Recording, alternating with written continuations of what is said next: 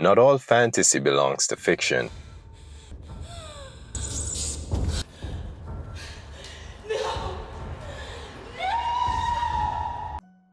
In 1582, Pope Gregory XIII didn't just lead the Catholic Church, he rewrote reality.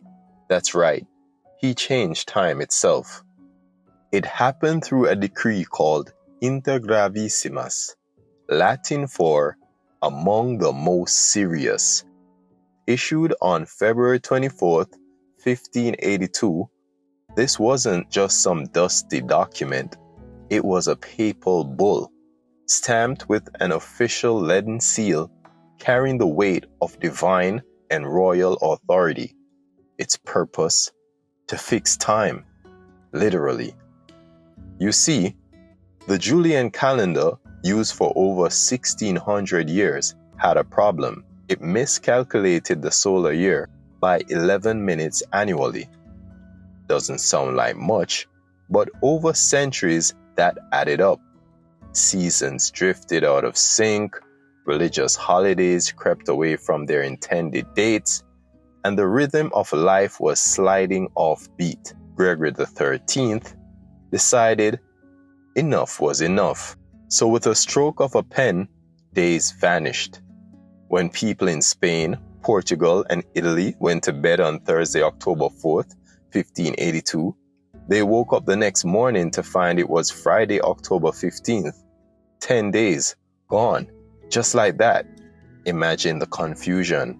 Birthdays skipped, anniversaries erased, depths mysteriously shortened. It was like a real-life glitch in the Matrix, or if we're being honest, some chaotic, low-key level mischief.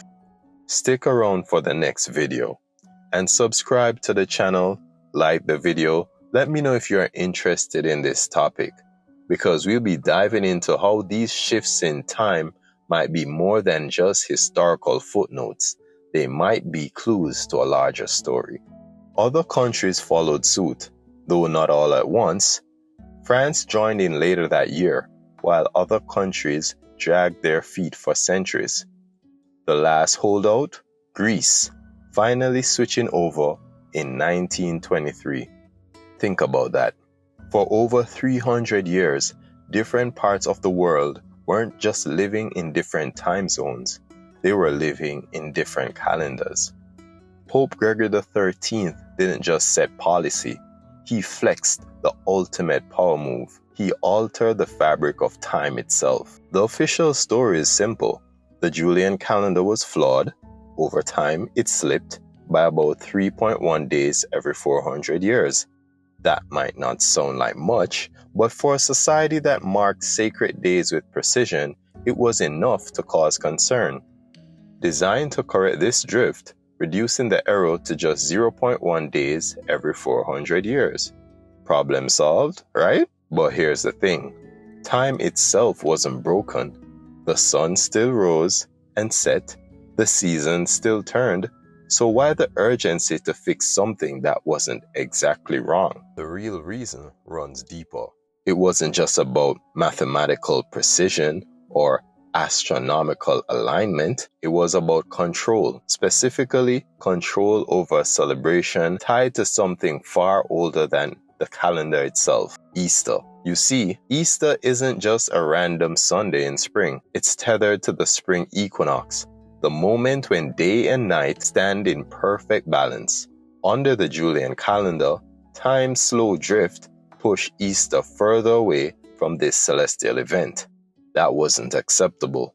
Not for the church, not for those who understood the hidden significance of aligning earthly rituals with cosmic rhythms. Why was it so important to keep Easter linked to the spring equinox? That's a question with layers, multiple layers. Layers I can't fully unpack here, but I'll give you a starting point for your own exploration. Look into the historical and spiritual weight of the spring equinox. It's more than just the first day of spring. And if you really want to peel back the curtain, research the names Ishtar, Tammuz, and the vernal equinox. These aren't just ancient words. They're keys to understanding how civilizations long before Pope Gregory XIII marked the passage of time and the cycles of life, death, and rebirth. All this tinkering with calendars and correcting time, it has consequences, ripples that stretch beyond dates on a page.